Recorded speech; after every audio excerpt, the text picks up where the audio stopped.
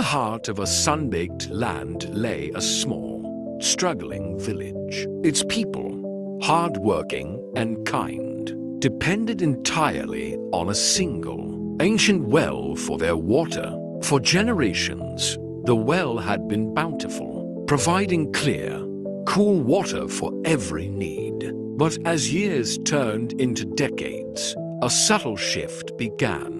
The elders spoke of a time when the well would whisper to those who approached it with gratitude, a gentle murmur of flowing water. They said it favored those who brought offerings of sweet berries or a quiet song. But the younger generation, growing up in harder times, found this hard to believe. They simply took what they needed, sometimes carelessly, spilling precious drops and leaving the area untended. One scorching summer, the well's water level dropped dramatically. Panic rippled through the village. The crops began to wither, and thirst became a constant companion. Arguments broke out over who had taken too much, who hadn't conserved enough.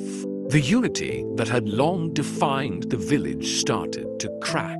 A young girl named Elara, known for her quiet kindness, remembered her grandmother's stories of the whispering well. While others bickered, Elara began to visit the well each evening. She didn't draw water. Instead, she would sit by its edge, carefully clearing away fallen leaves and pebbles, humming a soft, grateful tune.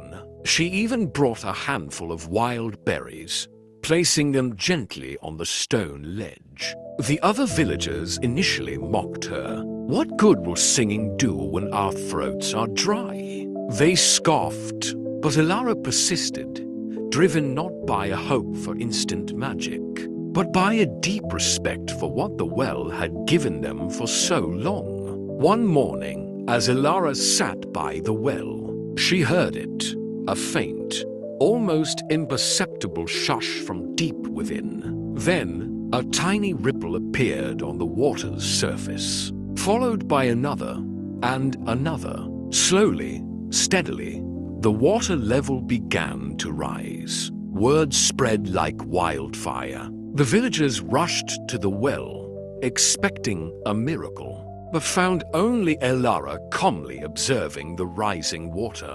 She explained what she had done. Ashamed of their impatience and neglect, the villagers understood. They began to follow Elara's example, not just for water, but in all aspects of their lives. They cared for the well, not just by drawing water, but by tending to its surroundings, offering small tokens of appreciation, and speaking with quiet gratitude.